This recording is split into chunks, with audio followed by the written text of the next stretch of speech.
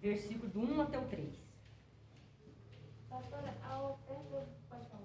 Pode colocar aqui, pastor. Juízes 4, do 1 até o 3.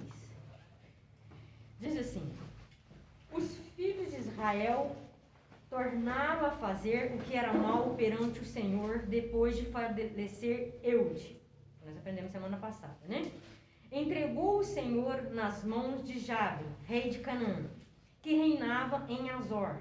Cícera era o comandante do seu exército, o qual então habitava em Arosete Agoni. Clamaram os filhos de Israel ao Senhor, porquanto Jabe tinha 900 carros de ferro, e por 20 anos oprimia duramente os filhos de Israel. Só até aqui. Nesses 3 versículos aqui, nós vamos fazer algumas observações aqui. Vão ser 6 observações que nós vamos fazer nesses 3 primeiros versículos aqui, tá? Primeiro fala que Israel estava pecando perante o Senhor.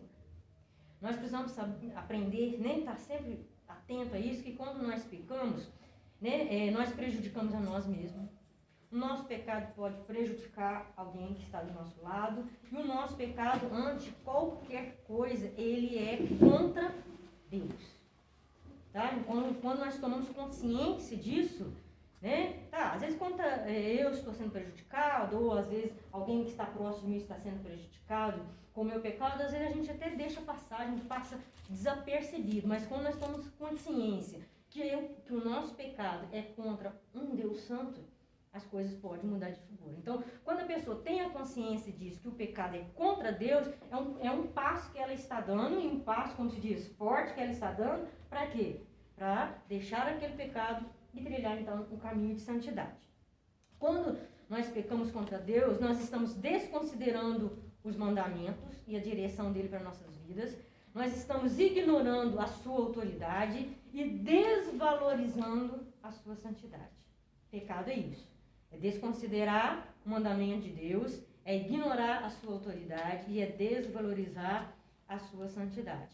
O Salmo 51:4, o salmista Davi fala isso, né? Ele fala lá que ele, no momento da vida dele, ele confessa e fala assim: Senhor, contra ti pequei, somente contra ti. Ele confessa, ele reconhece na vida dele que ele tinha pecado em primeiro lugar contra Deus, que ele tinha desconsiderado os mandamentos de Deus, que ele tinha ignorado a autoridade de Deus e que ele tinha também desvalorizado a santidade de Deus. Então ele busca Deus, né, pedindo perdão. Segundo ponto aqui no qual nós precisamos estarmos atentos aqui. Esse povo ficou 20 anos oprimido por Canaã. E Canaã, que era muito forte, né, era um povo muito forte, fala ali que eles tinham 900 carros de guerra. Para eles, né, nesse período aqui, esses 900 carros de guerra, para eles aqui, vamos colocar assim, era a maior das tecnologias de guerra que nós temos hoje. Como se diz o popular, era fodão mesmo. Eles olhavam Canaã assim, Canaã era muito forte no sentido militar, tá? E eles ficaram sendo escravizados no período do juiz de Débora aqui, eles ficaram oprimidos ali 20 anos, tá? Esses carros de guerra, para vocês terem noção, eles tinham, vamos colocar assim, lâminas que saía das rodas deles. Para quê? Para que na hora que eles passassem no meio, né, do exército inimigo ali, aquelas lâminas que tinha nas rodas laterais deles ali, iria mutilando os soldados inimigos. Nós temos noção de como é que o negócio era feito, né? Então, eles ficaram aí sendo oprimidos por Canaã por 20 anos aqui, tá? Humanamente falando, a gente olha isso, era impossível, né, eles conseguiram vencer os cananeus, os israelitas conseguiram vencer os cananeus. Mas um ponto interessante para nós aqui, que nós aprendemos semana passada sobre Eude, né, foi um dos juízes. O que eu ensinei para vocês semana passada? Nossa, eu estou no ano passado. Né? Eude, semana passada, ele era um homem de ação direta. Ele ensinou que certas condições na nossa vida, certos momentos, exigem ação direta, imediata e radical. Lembra disso? Ele não foi um homem que não procrastinou. Então, o que veio para ele fazer, ele foi direto, radical e rápido em fazer. Então, nós vemos aqui Ele não era um homem que procrastinava. Então nós vemos aqui que esse último juiz foi dessa forma. Mas aí o que acontece? Esse juiz morre, eles começam a pecar. Então quando nós vemos aqui que essa ação desse último juiz, de ser um homem rápido, né, de ser um homem direto, numa ação direta, em vez de procrastinar. Se esse povo tivesse sido como Eude, desde quando Deus colocou o povo em Canaã, esse povo não estava sofrendo com os cananeus dessa forma tão violenta. O que aconteceu? Deus não falou para o povo dele assim, olha, vocês têm que expulsar os cananeus da terra. O povo não expulsou os cananeus da terra. Né? Ficaram ali, expulsou parte, fez amizade com muitos. Então, por eles não ter sido como Eude foi, prático, rápido, radical, hoje eles estão aqui sofrendo 20 anos sobre o domínio dos cananeus, porque eles não obedeceram. Então, esse tempo que eles deram para os cananeus permanecer na terra, os cananeus agora estão juntando força. Eles reagruparam, juntou muita força e agora eles estão muito mais fortes. E o que eles vão fazer agora? Eles vão querer tomar posse novamente daquilo que eles perderam. Parte daquilo que eles perderam para Israel, que eles expulsou parte dos cananeus, os cananeus agora estão armados até nos dentes. E falou assim, não, agora nós vamos tomar posse de novo daquilo que era nosso. Então eles partem para cima de Israel e oprimem Israel 20 anos. Quarto ponto aqui. Se eles tivessem, lição prática para nós, se Israel tivesse ouvido e praticado a direção que Deus tinha dado para eles lá no passado, Deus deu uma direção para eles lá no passado, expulsa os cananeus. Se eles tivessem ouvido e praticado, eles não estariam enfrentando no presente agora essa opressão tão violenta dos cananeus. Então isso serve para nós. Às vezes, se Deus falar algo comigo hoje, eu ouço, mas eu não ponho em prática, isso lá na frente pode gerar uma consequência dolorosa para mim. Se eles tivessem ouvido e colocado em prática, eles não estariam sendo oprimidos por Canaã como eles estavam sendo aqui agora, tá?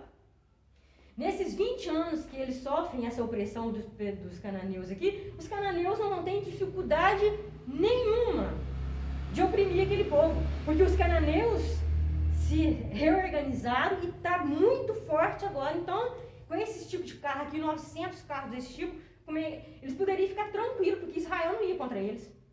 Israel não tinha carro. Israel tinha algumas lanças, alguns porretes, algumas coisas desse tipo assim. Né? Então, eles estavam muito tranquilos nessa opressão contra Israel aqui. Outra coisa, o sexto ponto aqui que nós precisamos observar. Israel passa 20 anos tentando resolver o problema longe, independente de Deus. Eles passam 20 anos sendo oprimidos, tentando resolver aquele problema. Pensando como, fazendo alguns ataques pequenos. Em vez deles, surgiu o problema, eles, já no início do problema, eles buscarem a Deus no meio do problema, buscar a Deus no final do problema, não. Eles esperam 20 anos de sofrimento e opressão para então clamar a Deus. Para então começar a buscar a Deus. Outra lição prática para nós. Se surgiu o problema, não tente resolver o seu problema independente de Deus. Resolver os nossos problemas independente, longe de Deus, só vai trazer confusão e frustração para nossas vidas. Você já tentou resolver um problema longe de Deus? A gente se embanana tudo, né? Às vezes a gente tentar resolver o problema, nós vamos piorar a situação mais ainda. Então, surgiu o problema, não tente resolver o problema longe do Senhor. Busca Ele para que Ele já te ajude. Vamos lá continuar agora. Do versículo 4 até o 5. Juízes 4, do 4 ao 5. Só esses dois aqui. Débora, profetisa, mulher de Lapidote, julgava Israel naquele tempo. Ela tendia debaixo da palmeira de Débora, entre Ramá e Betel, na região montanhosa de Efraim. E os filhos de Israel subiam a ela a juízo. Então vamos lá. O nome Débora, já ensinei para vocês uma vez, que significa abelha. Tá? Ela foi uma heroína em Israel. Débora foi uma juíza heroína em Israel. Tá? Deus levanta essa mulher e unge ela de duas formas. Primeiramente, Deus unge ela como uma profetisa. Ela ia cuidar do lado espiritual de Israel. E depois Deus vai ungir ela também como juíza. Ela iria agora liderar Israel no sentido terreno. Então, tanto ela liderava espiritualmente, como ela também liderava, né, no sentido terreno aqui. Espiritualmente, o que ela fazia como profetisa? Ela aconselhava, ela encorajava, ela ensinava e ela orava pelas pessoas em Israel. Então, no sentido espiritual, como uma profetisa, é assim que ela agia. E no sentido terreno, como uma juíza, ela julgava, sentenciava e reconciliava Israel. Né? Como nós lemos ali, todos iam atrás dela.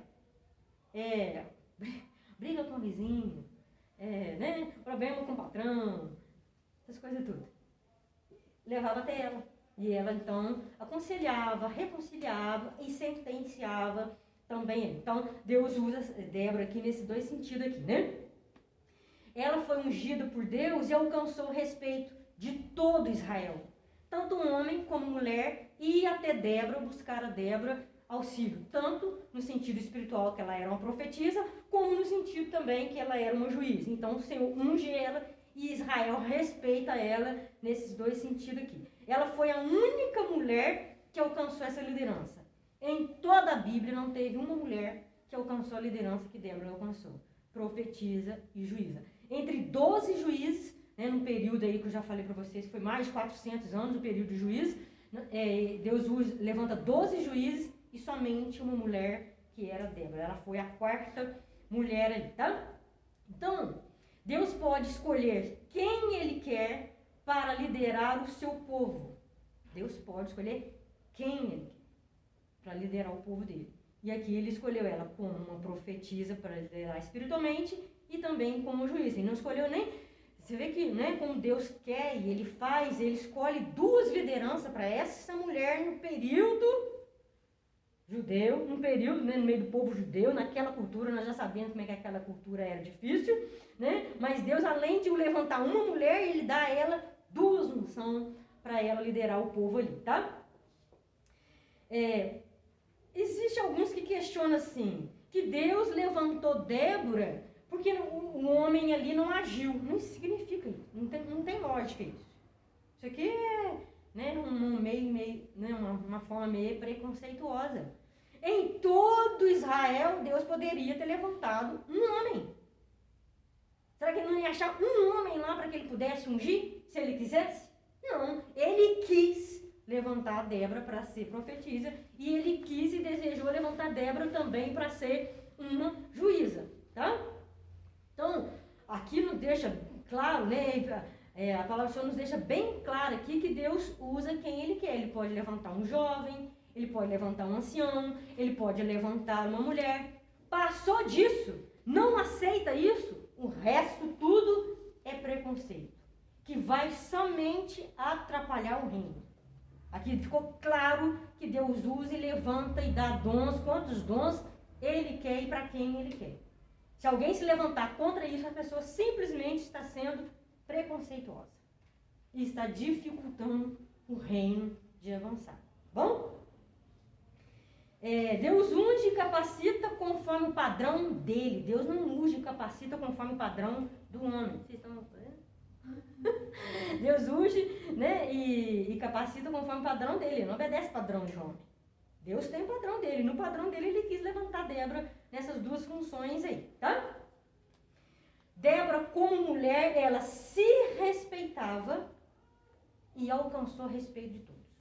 Primeira coisa que a gente precisa entender aqui. Se você não se respeitar, você não consegue alcançar o respeito dos outros. Então, ela, como mulher ali, ela se respeitou, creu, né? Tomou para si aqueles dois ofícios que Deus estava dando a ela. E ela se respeitava com aqueles dois ofícios que Deus deu a ela. E isso fez com que ela alcançasse respeito também das pessoas. Ela reinou, ela exerceu o período de juízo ali, né? De juízo ali, 40 anos. Não é pouca coisa, né? Ela se respeitando e as pessoas respeitando ela também. Débora era uma mulher comum. Ela era casada, tanto que dá o nome do marido dela, Lapidote.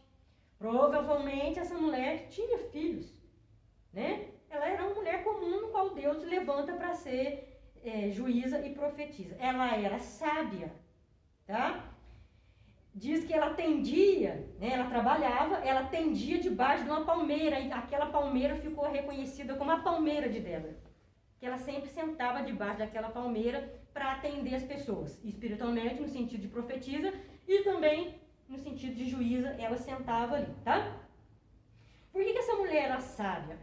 Ela sabia separar ministério do lar. No lar, ela era esposa, no lar, ela era mãe. Mas ela não trazia os problemas para cá. O que ela fazia? Ela ia atender debaixo da palmeira. Lá ela era juíza, lá ela era profetisa. Então é uma mulher que soube separar, né? Ela não misturou o ministério dela dentro da casa dela, os dois ministérios dentro da casa dela, como esposa. Ali ela era esposa, honrava o marido dela, era mãe, cuidava dos filhos dela, e ela separava um período da vida dela, do tempo dela, para ir para debaixo da palmeira e atender debaixo da palmeira. Por que ela também era sábia aqui? Porque ela ia lá e julgava debaixo da palmeira, porque ela não queria deixar ponto nenhum para que as pessoas pudessem falar alguma coisa dela. Ela estava julgando para todo mundo ver.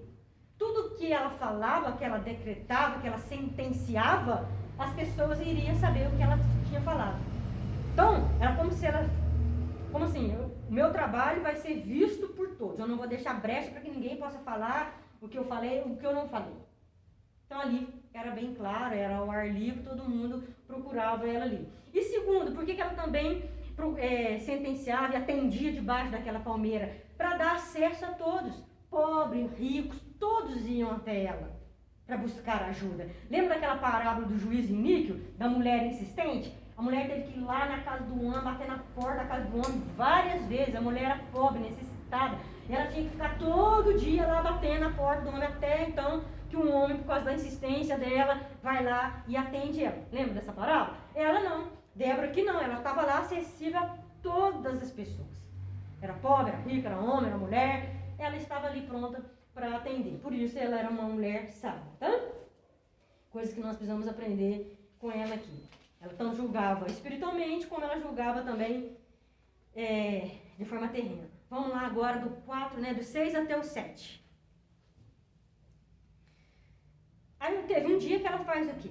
Do 6, tá? Mandou ela chamar a Baraque, filho de Abinoam, de Quedes, de Naphtali, e disse-lhe: porventura o Senhor Deus de Israel não deu ordem dizendo: vai e leva a gente ao monte Tabor, e toma contigo 10.000 homens dos filhos de Naphtali e dos filhos de Zebulon, e farei ir a ti para o ribeiro Quizon a Cícera, comandante do exército de Jabe, com os seus carros e as suas tropas, e o darei nas tuas mãos. O que está acontecendo aqui? Então, quem era... Qual que é o nome dele aqui mesmo? Baraque, né? Baraque. Ele era um líder militar de Israel. Aí o que ela faz? Ela manda chamar esse líder militar de Israel e fala com ele assim: ó, Deus mandou te dizer o seguinte: sobe ao monte, perto do rio, com os 10.000 soldados, tantos soldados, sobe com eles lá, que Deus está te falando, que ele vai fazer com que Cícera, era o inimigo, suba lá, e na hora que ele subir lá, o Senhor vai te entregar nas suas mãos. O Senhor está te falando que ele vai vencer a guerra por você. Mas você tem que levantar o seu exército e ir. Ela dá, né, essa ordem que Deus tinha passado para ela, colocado no coração dela. Ela chama Baraque e fala para que Baraque fizesse isso. Débora, primeiro a gente aprende aqui o que Débora era aquela mulher que ela respeitava a autoridade. Ela era profetisa, ela era juíza, ela dentro da casa dela, o marido dela era autoridade, então ela respeitava as autoridades. Baraque era uma autoridade, ela era juíza, mas ele era o comandante militar. Ela respeitosamente chama ele, né, dá a ele a honra e fala: o Senhor falou para você fazer isso, isso e isso. Tanto ela se respeitava, como ela também respeitava as pessoas. Ela sabia que a autoridade, seja onde ela estiver, ela foi, né, constituída por Deus. Então, ela respeitava aquele comandante militar e ela manda chamar aquele homem, tá? Aí o que ela fala? Ó, Deus falou que vai te entregar a Cícera e todo o exército. Vai lutar que Deus vai ser com você. A gente vê aqui que Deus confia em Baraque como comandante militar de Israel. Débora confia em Baraque como o comandante militar do exército de Israel. Mas a gente vamos ver que agora, com a resposta dele, que Baraque não confiou. Olha o que fala no versículo 8. Então lhe disse Baraque: se fores comigo, irei. Porém, se não fores comigo, não irei. Ele vira para ela e fala para ela assim, ó, só se você for comigo. Se você não for comigo, eu não vou. Então nós vemos aqui, Deus confiou nele, Débora confiou nele, mas ele não confiou nele. Vendo? Então quando Deus dá a cada um de nós algo para fazer, nós precisamos confiar que ele vai nos capacitar. Ele vai nos capacitar para isso. Então você tem que, não, se o Senhor está me dando isso para me fazer, ele vai me capacitar, ele me chamou e eu preciso de crer que ele vai me ajudar. Ela creu em Baraque, Deus creu em Baraque, mas ele mesmo não creu nele. A gente tem muita facilidade de crer no outro. A gente precisa crer em nós também. Que Deus é conosco e ele nos capacita para aquilo que ele nos designou para fazer, tá? Então, o que acontece com ele? Baraque vira para ele e fala assim, só se você for comigo. Ou seja, Baraque estava confiando na fé de Débora. Baraque estava confiando na comunhão de Deus com Débora. Ele não confiou na fé dele com Deus. Ele não confiou na comunhão dele com Deus. Ele não confiou no que Deus tinha falado que ia fazer com ele. Ele acreditou, Deus só vai fazer eu ter a vitória sobre meus inimigos se Débora for comigo. Entendeu? Então, não existe uma oração, tem gente que acha que oração de padre, que oração de pastor, de pastora é mais forte. Não existe isso. A sua oração tem que ter comunhão com Deus. Se você é uma pessoa que tem intimidade com Deus, ele vai ouvir a sua oração. É o que aconteceu aqui. Ele acreditou na fé de Débora, na comunhão de Débora, mas não acreditou nele. A partir do momento que Deus tinha falado, eu vou ser com você, eu vou subir com você e vou te entregar o exército nas suas mãos. Tá bom? No versículo 9, olha o que vai acontecer. Ela respondeu, certamente irei contigo, porém não será a tua a honra da investida que empreendes, pois as mãos de uma mulher o Senhor entregará a Cícera. Ela vira para ele e fala, tudo bem, você quer que eu suba com você para pelejar com o exército? Eu vou subir. Mas aí o que ela fala? Era uma profetisa, ela libera uma profecia naquela hora. Ela fala, tudo bem, eu vou subir com você, mas você anota aí no seu caderninho. Deus não vai te entregar o rei de Cícera. A honra não vai ser sua de matar o rei de Cícera. A honra de matar o rei vai vir na mão de uma mulher. Ou seja, você não creu, não é? Você não creu em que Deus estava sendo com você. Você não creu no que Deus falou que ia fazer com você. Então, tudo bem, eu vou subir com você, mas a honra você não vai ter de matar Cícera. Então a gente precisa entender que quando Deus libera uma palavra para nós e nós não cremos nela, cremos que Deus nos liberou essa palavra, cremos em nós mesmos, nós podemos ter uma vitória, mas não ter essa vitória completa. A vitória ficar meia vitória. Entendeu? É perigoso isso. Ou a gente crê completamente, ou a gente crê completamente para que a vitória seja completa. Porque aí às vezes a gente depois chega lá na frente e fala assim, nossa, né? Eu vejo que a vitória ficou meio que pela metade. Por que será? Será que eu criei completamente? É o que vai acontecer aqui. A vitória dele vai ficar incompleta, porque não vai ser ele como comandante que vai matar o inimigo lá, tá? E interessante que a Bíblia lá em 1 Pedro 3,7 fala assim, ó. 1 Pedro 3,7. Olha o que fala aqui. Precisa entender as coisas direitinho. 1 Pedro 3,7.